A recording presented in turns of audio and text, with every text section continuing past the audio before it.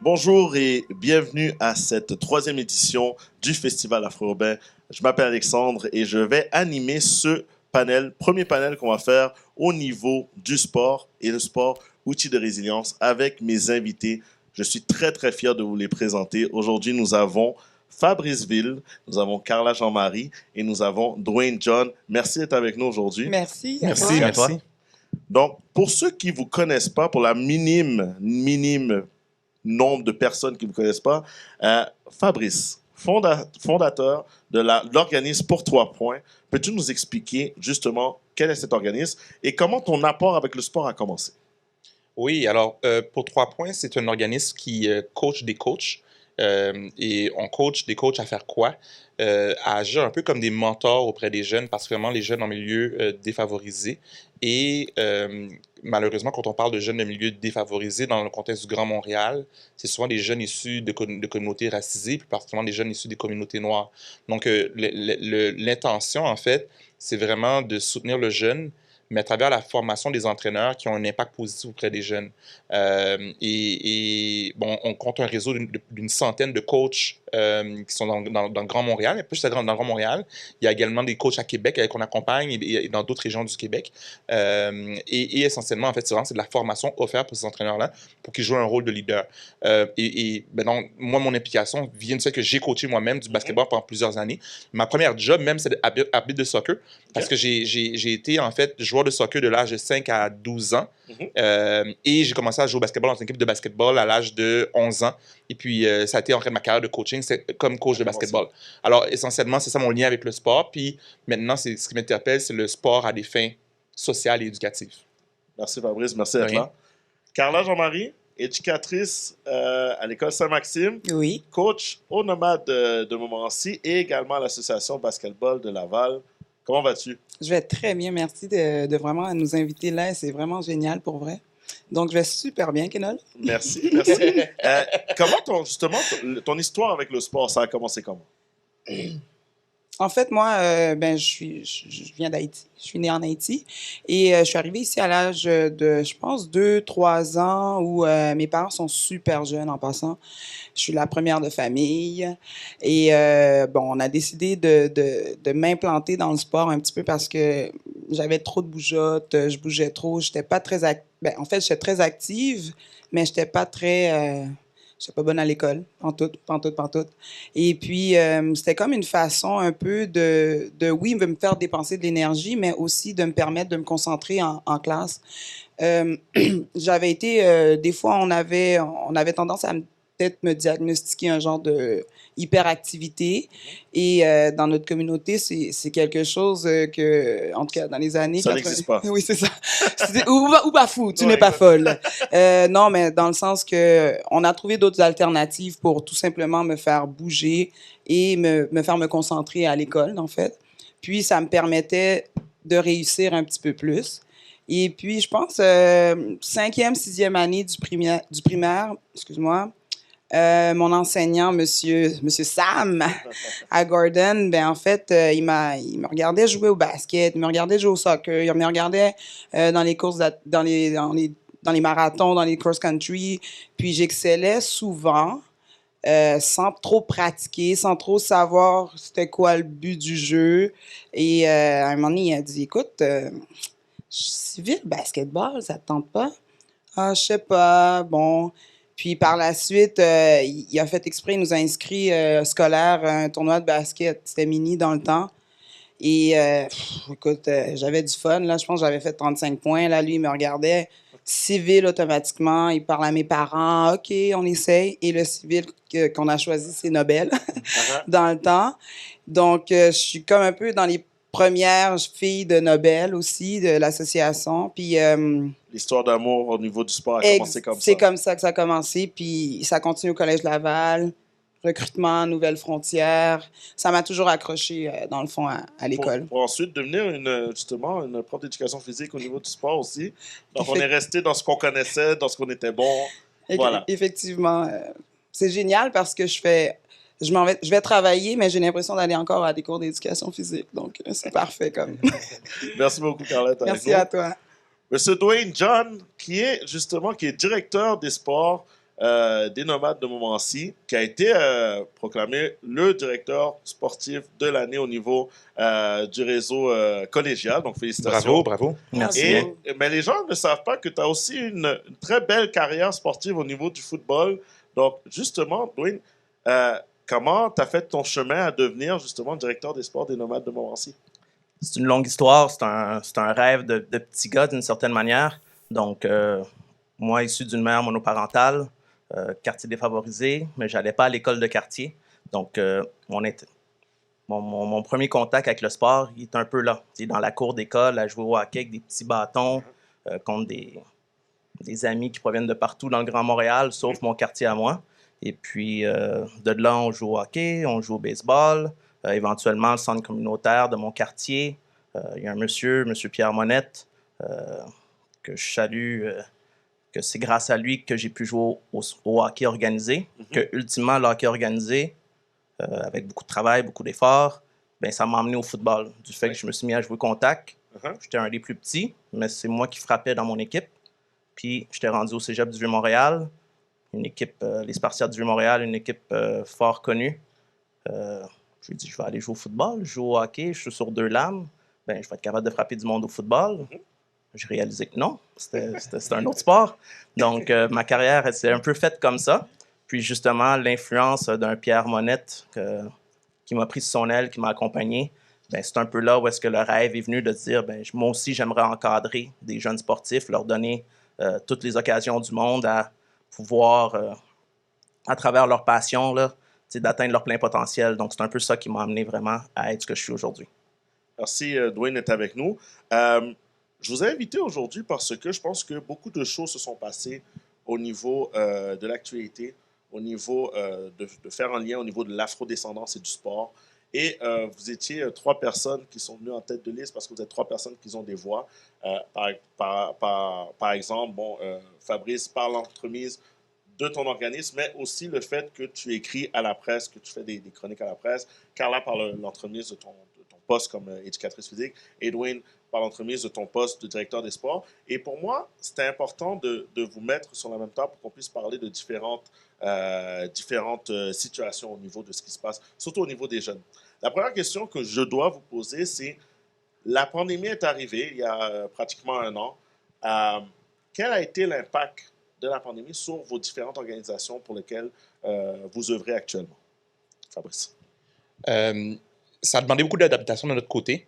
C'est sûr et certain que, comme organisme formateur, qui croit beaucoup en la formation, on va dire en présentiel, c'est-à-dire vraiment dans l'interaction, il y a eu toute la transition en ligne. Donc que ce soit aux universités, les cégeps, on était dans une situation similaire. On accompagne des jeunes adultes. Et donc, ça s'est relativement bien passé. L'équipe aussi, il y a eu un côté où on est quand même une équipe donc, que je dirige. Il y a eu cette transition-là où, en fait, un ajustement à soutenir, en fait, les individus dans leur rôle. Et ça se passe bien de ce côté-là. Ce qui n'a pas été très évident, c'est le fait qu'on travaille avec des coachs qui sont souvent en situation vulnérable eux-mêmes. Donc, on ne faut pas oublier que les jeunes sont en situation vulnérable, mais les coachs aussi. Ça a été quelque chose aussi d'être en soutien à plusieurs des coachs. Et aussi le fait que, comme vous le savez, le sport parascolaire ou le sport en général, en fait, il n'y en a pas vraiment comme pratique. Puis, nous, ça a été en fait de voir comment est-ce qu'on accompagne les coachs à jouer un rôle auprès des jeunes, même s'il n'y a pas de sport. Fait que finalement, les gens, des fois, ne le savent pas, mais dans un contexte de sport, le coach a une influence incroyable. 100%. Donc, qu'est-ce que le coach fait pour faire des zooms avec ces jeunes, pour être en conversation? Des fois, c'est oui de faire des entraînements. Donc, trouver des manières créatives d'être en soutien aux jeunes. Ça a beaucoup été ça, en fait, notre travail, donc d'être en soutien auprès des coachs et des jeunes dans un double rôle. Donc, l'ajustement, en fait, j'en suis content parce que on a quand même un rôle à jouer, même s'il n'y a pas de compétition sportive. Exactement. Et donc, c'est un rôle qui est variable selon les contextes, mais les coachs sont hyper créatifs. Puis je terminerai en disant que dans certains milieux, il y a quand même des activités qui se font. Je pense entre autres à l'école Le Carignan à Montréal-Nord, où on a des coachs qui remplacent des profs, puis permettent aux profs d'avoir des répits. Oui. Et ils font des activités dans les classes. Donc, c'est vraiment une manière créative de quand même être présent auprès des jeunes. Fait que c'est comme ça qu'on est essentiellement, on s'est ajusté dans le contexte de la pandémie. Et c'est une bonne chose. Tu mets la table un peu justement pour Dwayne et Carla, que vous êtes encore aussi dans le contexte scolaire. Donc, comment, Carla, tu as pu faire en sorte de motiver que ce soit tes athlètes, que ce soit tes étudiants, et la même chose par rapport à toi, Dwayne, qui est dans une position où tu emploies des entraîneurs de qualité, des entraîneurs par rapport à un sport élite. Quel est le défi de motiver tout le monde dans cette situation-là? Carla. C'est tout un défi, pour être honnête, parce que, en fait, moi, mon domaine, c'est plus... je touche les adolescents, en fait. Ben, je touche. Je touche pas personne, là. Mais je veux dire, j'interviens, j'enseigne, je coach avec des adolescents. Puis c'est un âge, c'est difficile où s'ils se sentent pas identifiés, admettons, à leurs amis ou à leur équipe ou à un sport, c'est très difficile. Donc, sans le sport à l'école, sans les activités parascolaires, comme tu as précisé, il y a beaucoup de problématiques qui font surface. Donc, moi, je suis à l'école de Saint-Maxime à Laval, qui est un quartier quand même difficile, plus ou moins, quand même pas mal. Donc, on fait un travail énorme et on y a un groupe de direction et d'enseignants, d'intervenants incroyables, mais ça ne change pas le milieu. Les élèves viennent de milieux difficiles, d'environnements familiaux complètement difficiles. Donc, les empêcher de faire leur sport, mais 2, en plus, les laisser une journée sur 2 à l'école parce que l'autre journée, ils doivent être à la maison. Ils font toute la journée, de 9h45 à 4h20. Ils sont derrière un écran avec différentes matières. En plus de ça, tu essaies de leur donner des cours d'éducation physique en virtuel. Madame, j'habite en 3e, il y a du monde en bas. Donc, il y a toute une réalité que tu dois, premièrement, diminuer tes attentes par rapport à ce que tu as vécu avant. Tes planifs, tu oublies ça. Mm-hmm. Tu parles de bienveillance. Tu essaies d'être à l'écoute de ces jeunes-là parce qu'ils vivent chacune quelque chose qu'ils ne vont pas être nécessairement à l'aise de venir te dire que c'est pas évident. Exactement. À la maison, mais il se passe des trucs, il se passe des situations difficiles que des fois c'est pas ma job d'intervenir, mais je peux pas fermer les yeux sur ce qui se passe. Donc un mélange d'écoute, de présence, de motivation, d'encouragement. Tu essaies de varier ton enseignement. Tu essaies de... créatif, j'imagine. Exactement. Mes cours de concentration basket, mon Dieu, ils adorent tout le temps être en train de jouer, mais là, c'est plus la réalité. Donc, tu modifies les cours, tu fais des cours super enrichissants. Je me retrouve à donner des cours d'histoire, de basket, de la philosophie. C'est génial, ils sont à l'écoute. Tu es créative et tu n'as pas le choix, mais ils sont réceptifs, pour vrai. Ils sont étrangement, c'est difficile, mais ils embarquent, donc c'est le fun. Et justement, Dwayne, comment se positionner lorsque tu as un programme de sport élite sans sport? Donc, comment on est en mesure de se positionner à titre de directeur sportif, d'autant plus que les nomades étaient dans une lancée, que ce soit dans tous les sports en tant que tel, et comment on fait pour justement mobiliser cette nation, la nation des nomades, justement? Ben, c'est sûr, c'est beaucoup de travail on parle d'innovation, puis on a innové dans tout là, pendant la COVID. Des belles choses qui vont pouvoir rester. Donc, c'est la même chose dans notre cas, c'est de voir comment on prend ces jeunes adultes-là en pleine construction identitaire et on leur enlève 2 de 3 éléments. Le sport, par lequel ils s'identifient très fort, et tout l'aspect social. Donc, il leur reste l'école. Et pour un certain nombre, l'école n'est pas au haut de la pile. L'école est une résultante de je vais voir mes amis à l'école, je vais aller faire mon sport, faut que j'aille à l'école parce que sinon je ne pourrais pas pratiquer, sinon je ne pourrais pas jouer l'année prochaine. Donc là, c'est soudainement, on leur a enlevé le 2/3 un peu de leur raison d'être. Puis nous, notre travail, c'est comment qu'on fait pour les garder motivés. Comment qu'on fait pour leur faire comprendre qu'ils sont plus que juste des athlètes. On parle d'étudiants athlètes rendus à l'enseignement supérieur. Ben, vous êtes encore des étudiants athlètes, vous ne pouvez pas juste faire votre sport, mais il y a plein d'autres choses autour. Le sentiment d'appartenance, on trouve des manières différentes pour les garder engagés. Donc, il y a beaucoup de travail dans ce sens-là. Assurément, on travaille quand même à être prêt quand le sport va pouvoir reprendre. Ça, c'est un élément sur lequel on a mis du temps. Même si on ne fait pas de sport, ben on travaille à, quand on va pouvoir faire du sport, on va être prêt. Certainement. Donc, quand on a annoncé quelque part à la fin octobre qu'à partir de la fin octobre ou novembre, on pouvait faire du sport, ben nous, notre plan il était déjà préparé. Donc, ça, c'est des éléments importants sur lesquels on travaille pour leur donner le maximum d'opportunités que dès que la fenêtre s'ouvre, ben on ne veut pas prendre 2 semaines de plus pour leur permettre de revenir dans les gymnases, revenir sur les terrains et pouvoir faire ce qu'ils aiment faire. Une chose que je mentionnerais, c'est que je peux témoigner du fait que Dwayne en fait beaucoup déjà pour les jeunes. Moi, je me retrouvais dans ton témoignage, Carla, de qu'est-ce que j'entends au niveau des coachs avec lesquels je suis en interaction. Et à l'automne dernier, moi, j'ai pu assister à un événement avec les jeunes de Montmorency, une soirée que Dwayne organisait, justement, où il y avait un visionnement du documentaire Briser le code, dont je suis un des instigateurs qui parle d'injures au racisme. Et tu m'as invité à une conversation avec les jeunes. Puis j'en parle parce que je peux témoigner de se dire, mais on est quand même il était quoi, 7h, 8h le soir, puis il y avait plusieurs dizaines de jeunes qui étaient sur Zoom pour parler de diversité, d'inclusion, d'équité, d'enjeux liés au racisme. Et il n'y a pas de ballon, là. Les jeunes sont là, puis ils sont là pour parler de réalités qui vivent. Donc, je trouve que c'est comme... on parle toujours du sport comme un levier pour autre chose. Moi, c'est ce que je voyais. D'ailleurs, l'animatrice Joëlle Martina, c'est une personne qui est une ancienne sportive, qui a joué au basketball, si je ne me trompe pas. Au Nomade, oui. Au Nomade aussi. Donc, il y a toujours ce côté-là. Encore une fois, ça revient en temps de pandémie, il n'y a pas de sport. Moi, je peux le nommer et dire bravo pour avoir mis en place une initiative qui est très importante pour ces jeunes-là. Ben justement, ça nous amène à notre prochain point. Bon, vous savez, on est dans le cadre du Festival afro-urbain, donc qui met en lumière le côté afro-descendant de Montréal, des communautés noires. Vous savez, on va pas se cacher, il y a beaucoup de choses qui se sont passées depuis la mort de George Floyd et au niveau de la société. Vous êtes dans une situation que vous êtes en leadership, que ce soit au niveau de l'organisme, que ce soit au niveau de l'école, que ce soit au niveau aussi du collège.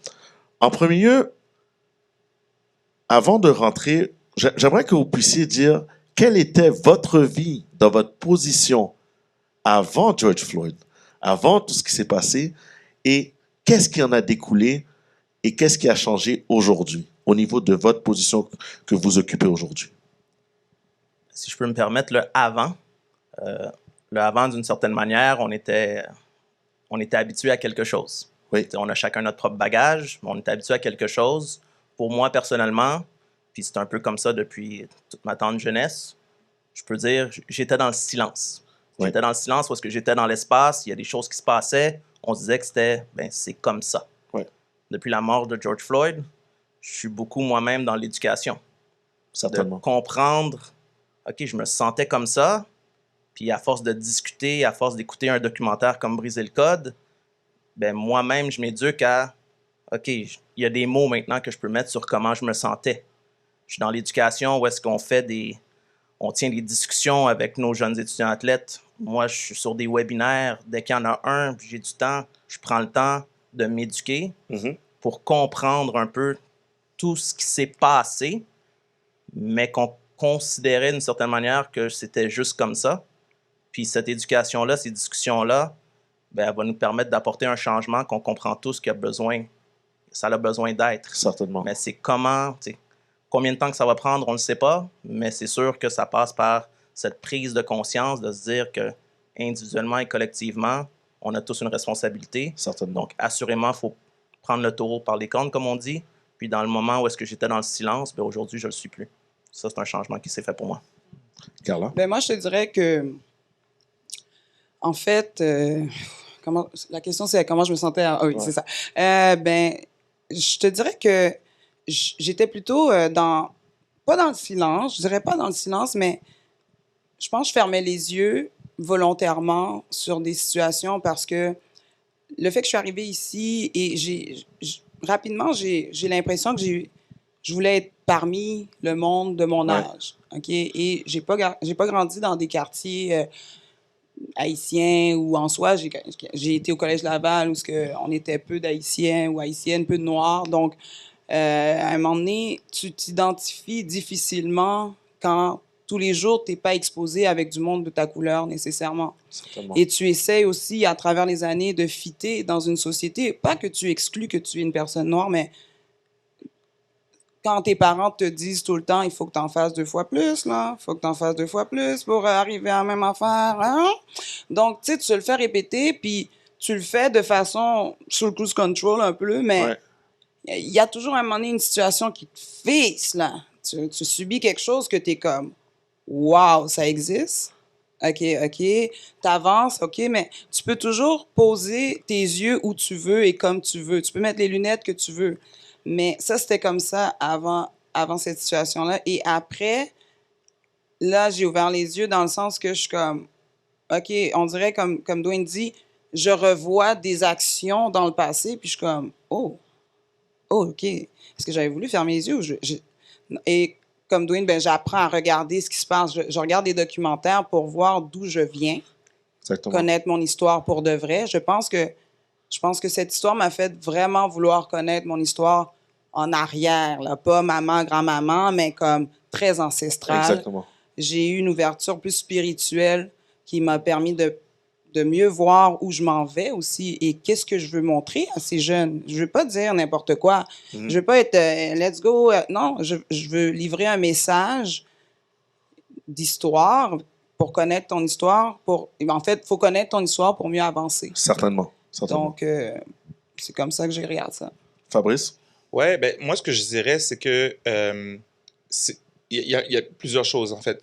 Sur base personnelle, le fait que il y avait une partie de moi dans l'espace public, j'écrivais par rapport aux enjeux d'inégalité en général, le racisme. On m'a parlé de Brésil Code, qui est un documentaire qui est apparu en janvier 2020, donc avant même la pandémie. Oui. Je pense qu'il y a une partie où le malheureux décès de George Floyd, ça a généré un espace où il y avait plus d'attention portée aux enjeux. Donc, ça a amené à être plus impliqué dans ces enjeux-là dans l'espace public. Fait que ça, c'est une des choses. Mais au-delà de ça, dans le contexte de Pour 3 points, j'ai vu comment il y a eu un espace qui s'est libéré pour parler plus librement des enjeux liés au racisme, des Certainement. enjeux des conditions des jeunes des communautés noires. Puis je le dis sans le cacher, c'est qu'on est une organisation, justement, je l'en aimais plus tôt, qui travaille avec des coachs et des jeunes qui sont des communautés racisées. Et c'est sûr que on a des formations sur ces enjeux-là à l'interne, puis il y a une forme d'ouverture, mais la serrure, là, tu sais, comme quand tu veux passer puis rentrer, c'est pas comme si c'était si ouvert que ça. Moi, avec mes collègues, on l'a regardé briser le code, les conversations étaient quand même pas si évidentes que ça. Certainement. Puis le décès de George Floyd a généré, en fait, une espèce de claque à tout le monde de dire « we need to talk about these things ». Puis c'est important d'en parler, même pour une organisation qui est une organisation qui se veut pour promouvoir l'équité. Ouais. Il y avait des inconforts, et il y en a encore, il y aura toujours des inconforts. Certainement. Mais je vois maintenant, on est rendu à une place où on a des panels où on invite des gens pour parler de la santé mentale des jeunes des communautés racisées. On va plus en profondeur par rapport aux enjeux.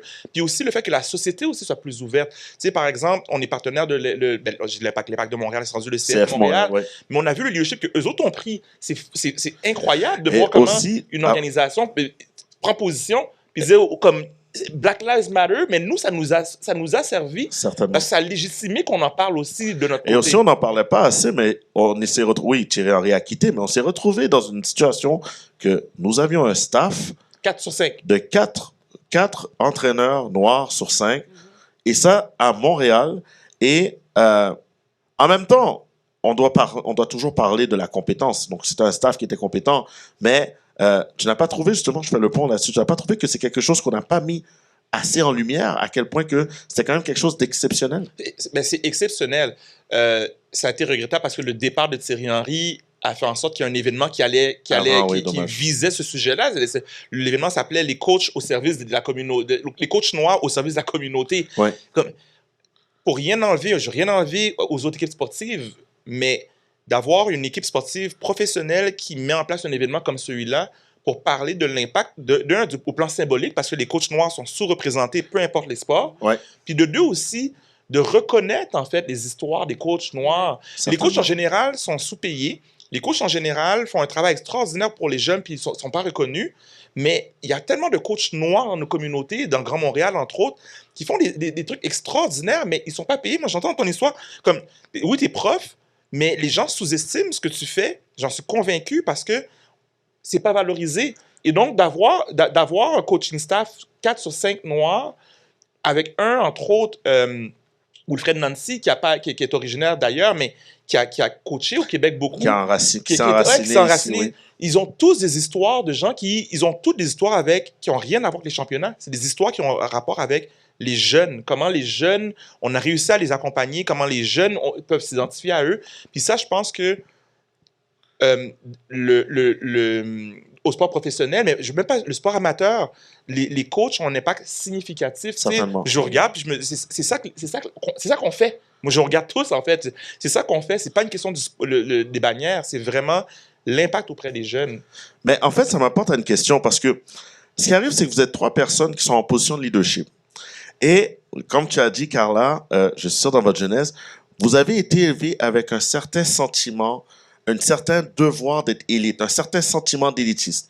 Donc, soit le meilleur, soit le meilleur, soit le meilleur. Et en raison que vous êtes noir, vous n'avez pas le droit à l'erreur.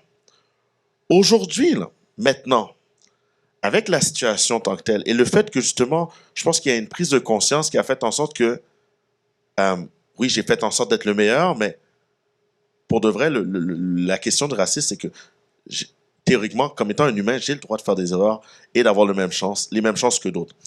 Par contre, aujourd'hui, connaissant ce qui s'est passé avant George Floyd et maintenant, comment dresser cette ligne-là entre l'élitiste et le fait de pouvoir être ordinaire dans ce que vous faites pour pouvoir exceller? Ouais, je suis pas mal là-dedans. Dwayne, tu veux partir avec l'élitisme? La question est vraiment comment dresser la ligne entre l'idée d'être élite et avoir le droit de faire l'erreur. Ouais. Ultimement, pour moi, on est tous des humains. On a tous le droit à l'erreur. Puis c'est un peu, pour moi, c'est dans cette perception-là, souvent qu'on a de nous-mêmes, de cette notion-là que Carla le disait tantôt, il faut travailler 2 fois plus fort, il faut représenter tout le monde, fais pas le mauvais pas parce que ça va faire mal paraître tout le monde. Ouais. Donc, c'est une charge. C'est une charge qu'on porte de se dire, OK, moi, je suis celui qui représente tout le monde. Puis j'ai été dans cette position-là. Là. J'ai été entraîneur au niveau universitaire, super belle organisation, le Rouge et Or de l'Université Laval. Ouais. J'étais noir et j'étais jeune et j'étais dans une des plus belles organisations de sport amateur au Canada. J'ai eu des appels de dire, oh my God, fais ça bien, tu vas nous représenter. Puis je le sentais aussi, je le sentais là, que, OK, moi, je ne peux pas me tromper. Je ne peux pas me tromper. Puis ultimement, est-ce qu'on se trompe? On se trompe tous dans la vie. Donc, des fois aussi, c'est là que j'ai relativisé les choses et me dire, pourquoi moi, je n'ai pas le droit de me tromper et l'autre qui fait la même chose que moi dans l'autre équipe, lui, il aurait le droit ou... Non, ultimement, je sais que j'ai le droit. Donc, je me suis déchargé un petit peu quand même. Puis, j'étais dans du sport d'élite. Puis, on a fait un bon bout de chemin. J'ai travaillé fort. Mais je pense que la notion d'être élite, c'est de faire tous les efforts possibles à l'intérieur de ce qu'on peut faire. Certainement. Et de savoir qu'on n'a pas à être parfait. Exactement. On veut être en quête de l'excellence. Mais on va se tromper. On s'entend que, malgré qu'on dit ça, puis que ce sont des paroles, des belles paroles, je pense que c'est la vérité qu'on ressent cette pression-là. On ressent cette pression-là de facto en étant dans la position dans laquelle on se retrouve. Carla, toi, comment tu ressens cette pression-là étant une coach femme, une coach noire, une éducatrice aussi, le fait que tu sois prof d'éducation physique, comment tu ressens justement cette position-là? Comment tu ressens cette pression en fait? Ben moi, c'est particulier parce que on parlait d'atteindre l'élite, hein, d'être performant, de se dépasser, de se surpasser. C'est un peu ça, c'est ce qui m'a permis répéter la phrase écoute, Carla, il faut que tu travailles plus fort. Oui, c'est une pression, mais c'est aussi, en tout cas dans ma personnalité, c'est aussi un moyen pour moi d'aller plus loin. En fait, les obstacles, je les remontais plus vite. J'avançais toujours parce que il fallait. C'était tout. C'est juste ça. Il fallait que je me fraye un chemin. Et il faut faire attention. Des fois, c'est sûr, c'est une pression qui peut être lourde, mais ça m'a souvent permis de me surpasser. Puis à un moment donné, tu comprends que tu as le droit de faire des erreurs quand tu arrives même pas encore à présenter qui tu es et tu es déjà rayé de la liste. Parce que quelqu'un a vu ton nom de famille, quelqu'un a entendu ton accent, peu importe, ou parce que tu es une femme, juste ça peut te retirer de la compétition, en fait. Certainement. Donc, c'est à partir de là, je pense que j'ai compris, j'ai le droit de faire une erreur. Je suis rendu là. Je suis rendu à déjà me présenter devant vous. Et je vais sortir tout ce que j'ai, mais il y a aussi cette malchance-là aussi, je trouve, cette situation qui fait que tu peux être rayé déjà, là. C'est un strike, là, déjà. Certainement. Puis une chose aussi, moi, je dirais, moi, pour moi, l'excellence, c'est vraiment, puis les deux l'ont nommé, il y a une question de recherche, de faire le mieux qu'on peut. Ouais. Ça, c'est une des choses. Puis je serai toujours en faveur de ça. Je suis contre, par contre, la pression à la performance qui est juste de dire d'essayer de s'élever dans quelque chose qui est dans l'élitisme. Hein? Purement la question de l'élitisme, de dire il y a des classes, il y en a qui sont mieux que d'autres. Moi, ça me froisse un peu. Et par contre, de ce que j'entends dans la question, il y a une facette que je trouve importante, c'est d'être très clair avec les jeunes, peu importe leur âge, des défis que la société présente. Tu sais, moi, la question de devoir travailler 2 fois plus fort que les autres parce que, bon, je suis d'origine haïtienne, parce que je suis noir, c'est pas une invention. C'est des statistiques qui démontrent que c'est comme ça. Et c'est aussi démontrer que quand on fait croire à un jeune que la société traite tout le monde de manière égale, ceux qui sont désavantagés, ça ne leur rend pas service. 100%. Parce que s'ils ont un problème, ils vont penser que c'est eux le problème. On ne leur parle pas de manière claire. Ce n'est pas pour les victimiser. C'est pour leur expliquer que le défi est vraiment présent. Ça existe. Moi, j'ai fréquenté le collège Brébeuf. Ouais.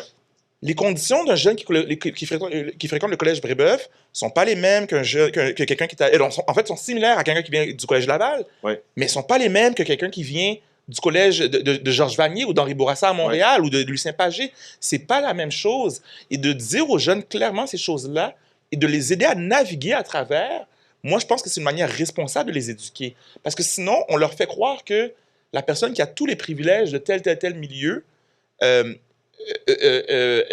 part sur le même pied d'égalité. C'est pas vrai. Et je pense que c'est là où il y a performance, met de la pression, que le jeune il cherche à exceller, mais il faut un équilibre et dire, regarde, tu vas travailler fort, mais tu vas travailler fort parce que voici ce que tu n'as pas, mais voici ce que tu as aussi, parce que même si tu viens d'un milieu qui est plus défavorisé, ben, ces jeunes-là ont quelque chose aussi. Certainement. Moi, je vois les jeunes de Momo, quand ils jouent, mon frère a joué au Ciel Montmorency, quand ils jouent avec un feu que d'autres n'ont pas, par exemple. Certainement. Et ça, c'est de le reconnaître aussi. Puis je pense que les jeunes sont assez intelligents et matures pour comprendre ces choses-là, qu'on leur en parle comme des jeunes adultes.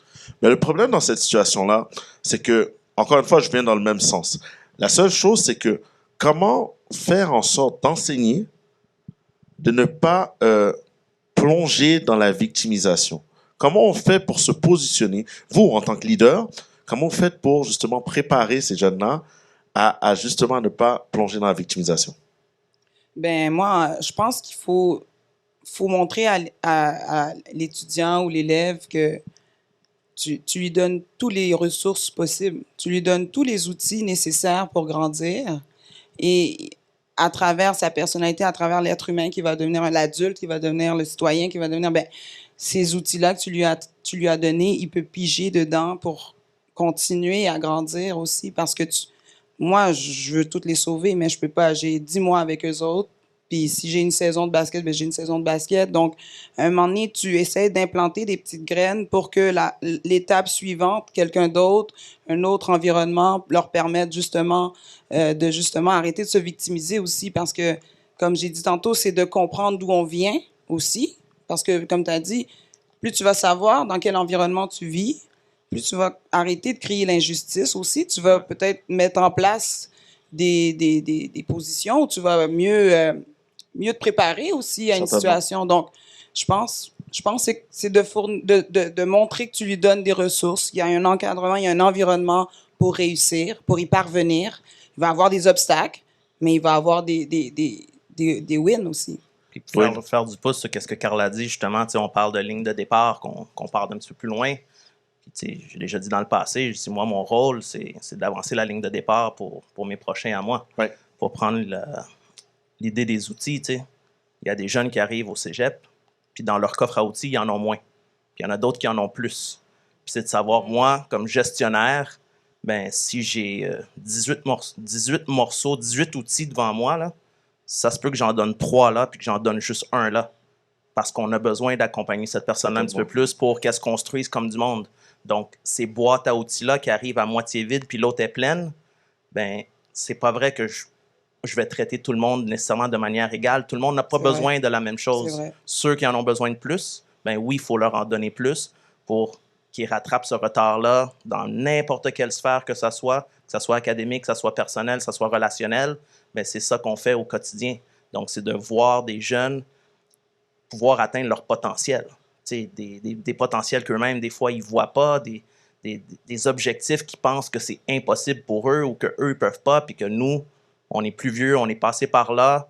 On se dit non, on va t'aider. On va être là avec toi pendant tes 2, 3, 4 prochaines années. Écoute-nous, fais-nous confiance. Viens par ici, fais ce bout-là. Viens par là, fais ce bout-là.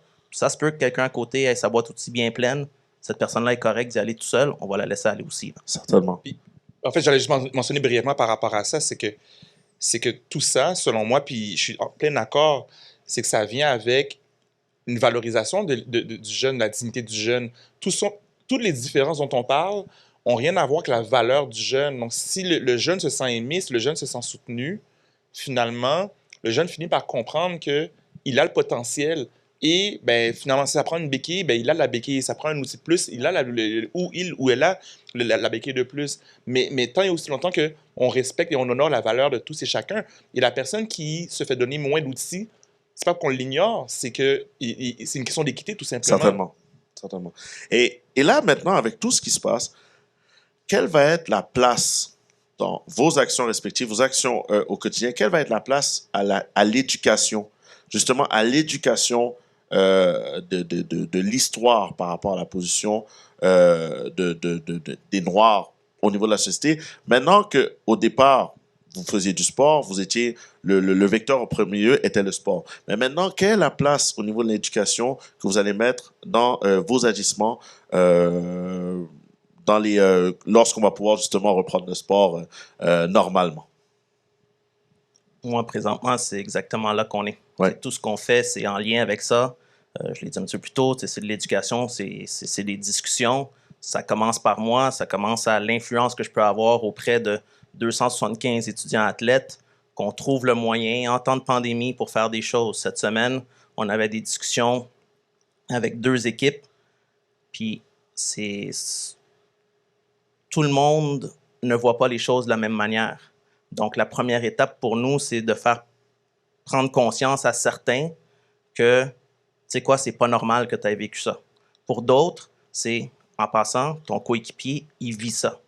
Donc, c'est des lentilles qui sont complètement différentes, mais c'est de faire comprendre à tout le monde, de se dire, voici pourquoi qu'on a besoin d'en discuter. Voilà. Par la suite, pour nous, puis Fabrice l'a dit quand il est venu nous voir, puis j'ai adoré ça, c'est faut faire comprendre que cette éducation-là, d'une certaine manière, ben, c'est un changement qui va s'engager par la jeunesse.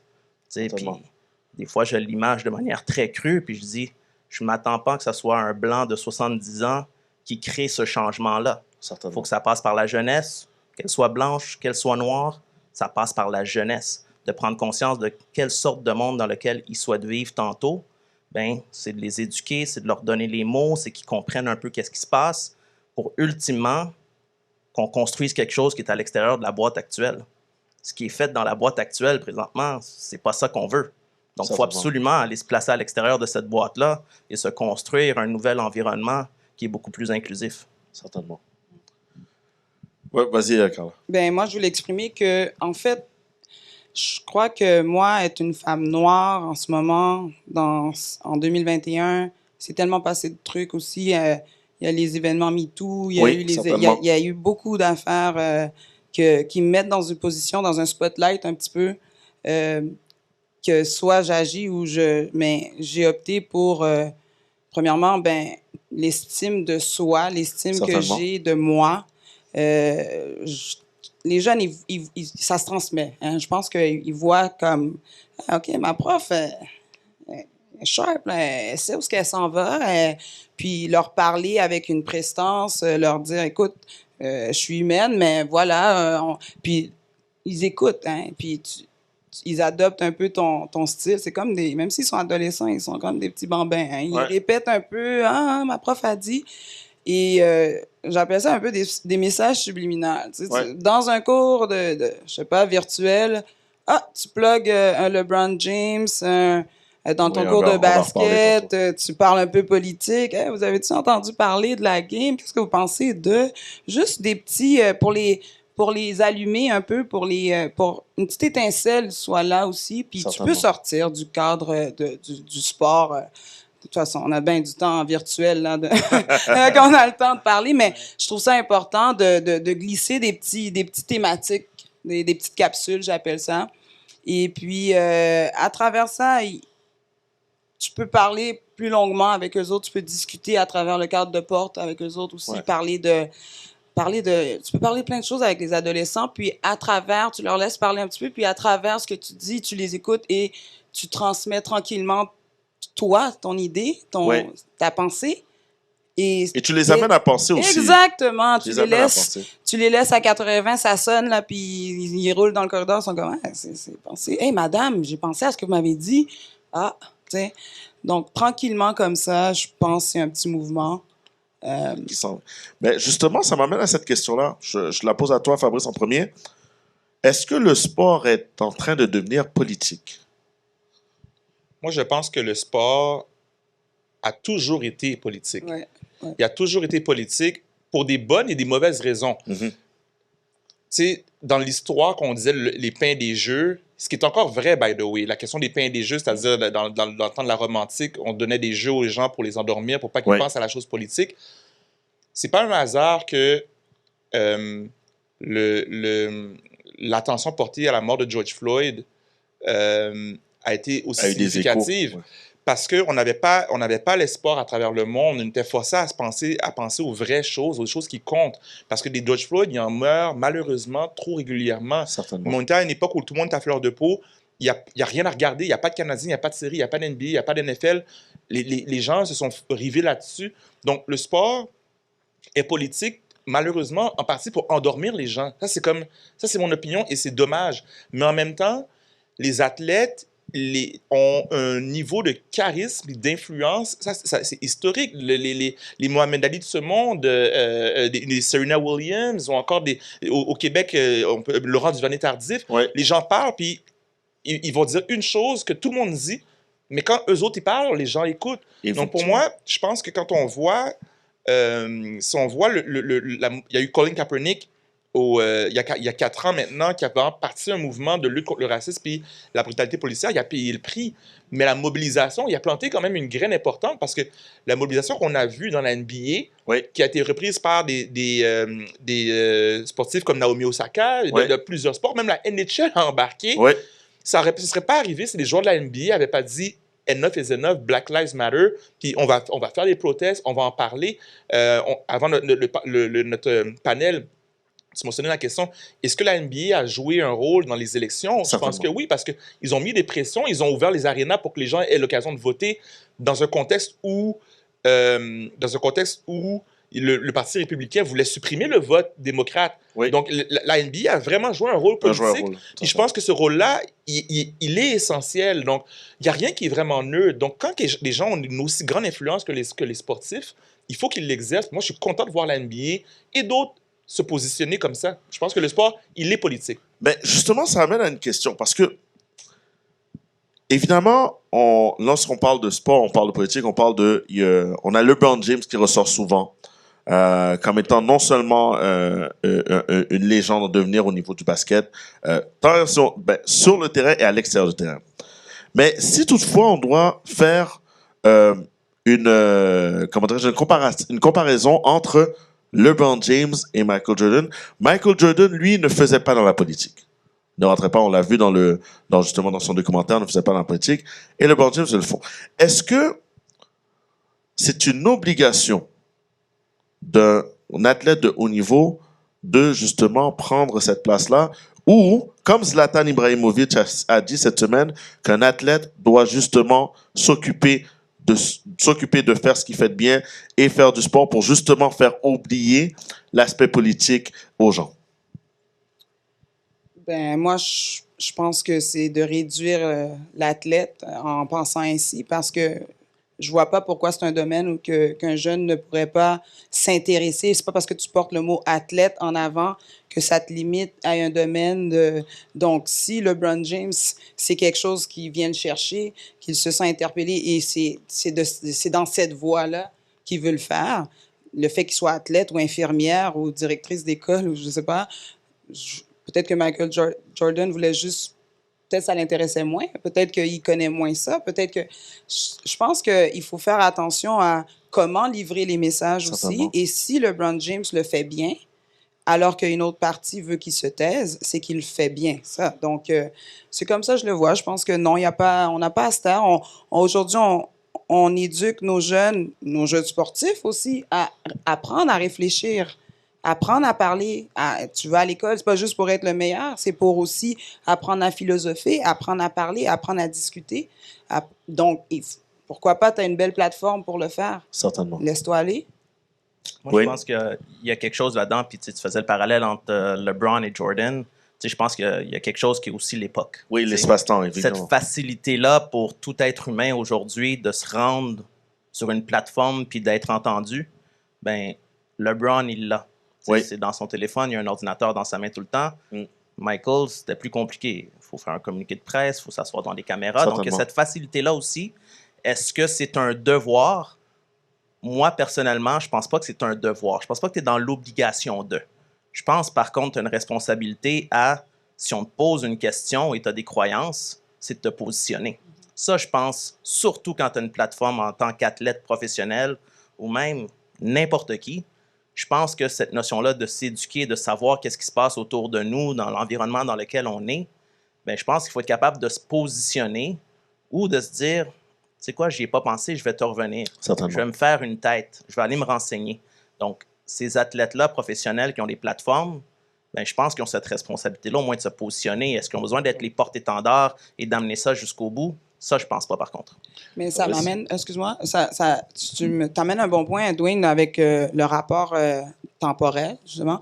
Ben, en fait, je serais curieuse de voir à quel point c'était médiatisé aussi dans le temps, peut-être l'histoire de George Floyd, puis ces situations-là, qui fait que, est-ce qu'il y a eu des journalistes qui ont posé des questions à Michael Jordan sur sa position, ou, donc, tout ce que tu mentionnes là, on peut se poser la question de, ben, j'avais peut-être pas autant la possibilité que LeBron James de m'exposer puis de parler, puis il y avait peut-être pas autant de situations conflictuelles qui étaient tant présentées pour que... Qui étaient autant... exactement. Mais une chose que je mentionnerais aussi, et puis je partage l'idée qu'il n'y a pas une obligation de tout le monde d'être très intense dans sa manière, d'être très engagé. Demander aussi... Les humains, les personnes afrodescendantes devraient pouvoir vivre leur vie sans avoir sans avoir ce stress-là. Ça, je pars de là. Et en même temps, la notion de responsabilité, elle m'apparaît quand même importante. Je suis un gros fan de Jordan. Comme, moi, c'est LeBron. Comme, viscéralement, je pense que LeBron est plus talentueux selon moi, mais viscéralement, je vais toujours dire... ça va être un gros débat qu'on n'aura pas ici. mais je suis avec toi. Vas-y, continue. Mais ce que j'allais dire, c'est... Il y a quand même quelque chose, quand on parle de ce qui est politique, il faut reconnaître que ces athlètes-là encouragent énormément la consommation. Les sneakers qu'on achète, et ils font beaucoup d'argent. La politique est aussi en lien avec le corporatisme, le système économique. Et ce n'est pas nécessairement des choses qui font du bien à nos communautés, je dois le dire. Michael Jordan a fait combien? Il doit être milliardaire maintenant, si je ne me trompe pas. Milliardaire.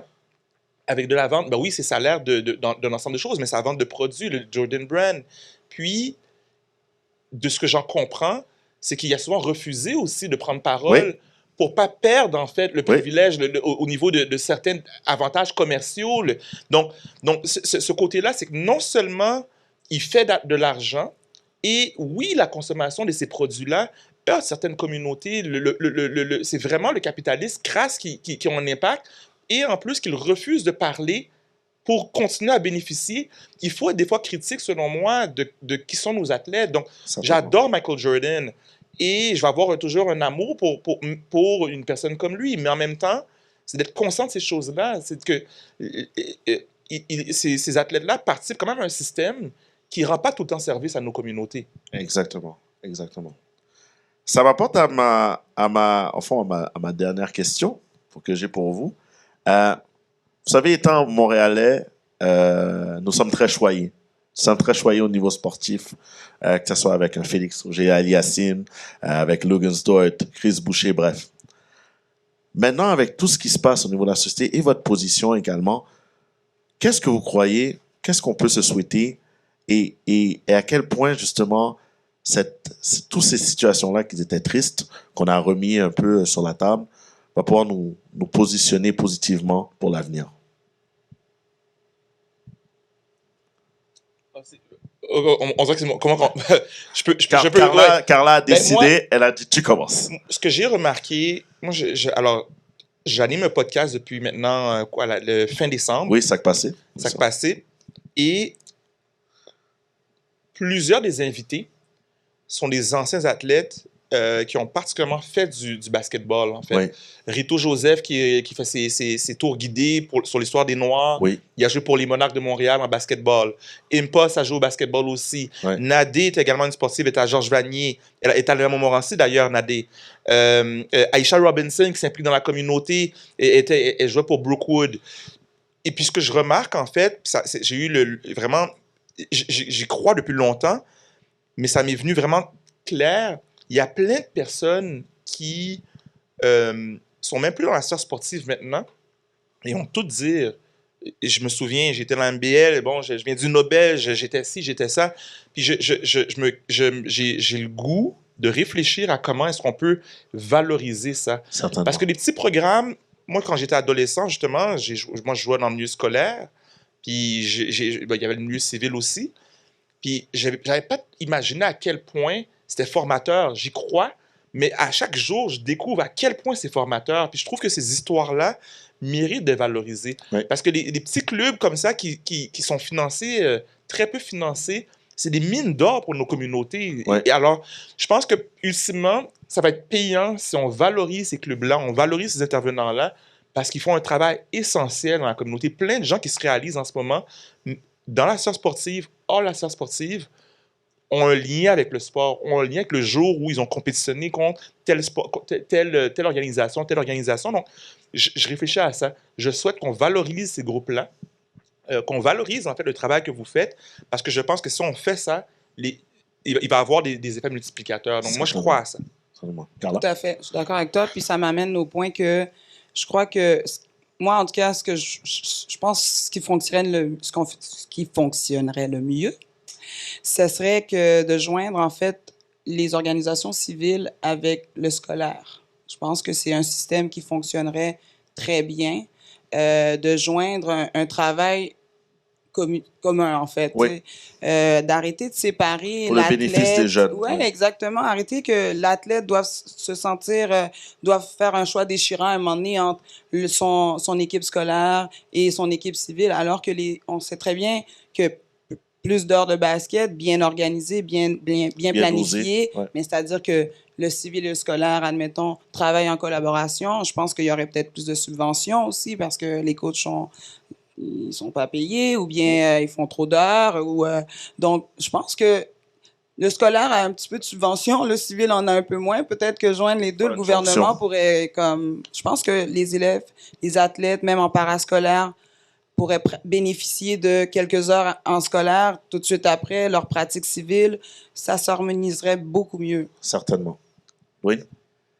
Moi, assurément, vous allez comprendre que dans la structure dans laquelle je travaille, on croit au sport et on voit au bienfait au quotidien. Dans la communauté, on prend l'exemple, tu as glissé le mot de Laurent Duvernay-Tardif. Moi, je passe mon temps à dire, il y en a d'autres, Laurent Duvernay-Tardif, mais on ne le sait pas. On a présentement une situation au Québec où est-ce que, oui, le financement du sport, il n'est pas adéquat. on souhaiterait tous, dans toutes les différentes sphères, on souhaiterait tous avoir plus d'argent. Par contre, le sport, comme la musique, c'est rassembleur. Le sport, on est 220 000 étudiants, élèves, athlètes au réseau du sport étudiant du Québec. Ça, c'est la sphère scolaire, du niveau primaire à l'université. Et ensuite, il y a encore des jeunes qui jouent au niveau civil. Ouais.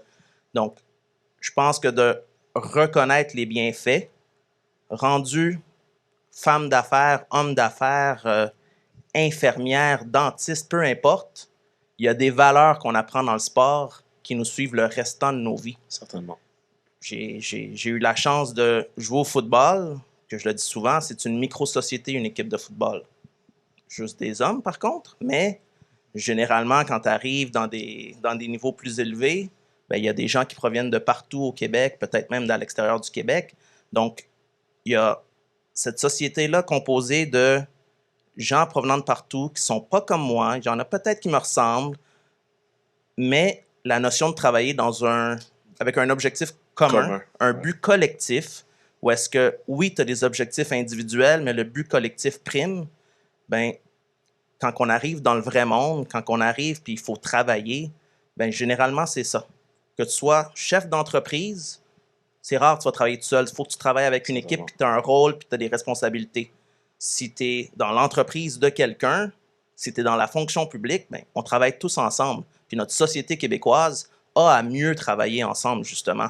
Donc, ces valeurs-là que nous, on trouve dans le sport, c'est les discussions que j'ai des fois avec certains jeunes qui se disent ben, « Comment ça se fait que les gens pensent comme ça? Toi, ça fait longtemps que tu es dans le sport.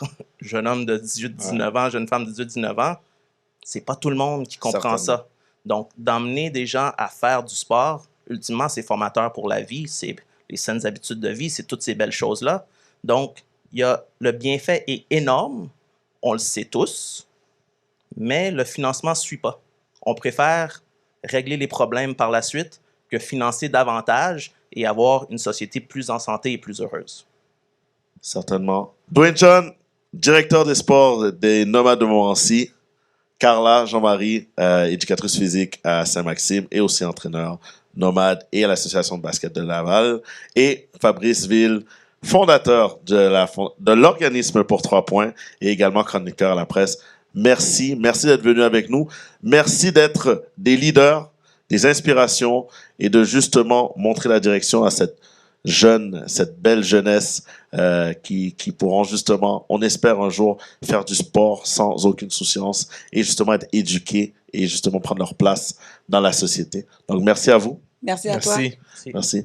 Et je vous remercie à vous également d'avoir été avec nous. Mon nom, c'est Alexandre Kenol et j'étais votre hôte aujourd'hui. Et j'espère que vous avez pu, justement, comme moi, passer un excellent moment avec ces 3 belles têtes du sport qui ont inculqué justement où est-ce qu'on a pu discuter de sport comme étant outil de résilience. Donc, merci et je vous souhaite une très bonne journée.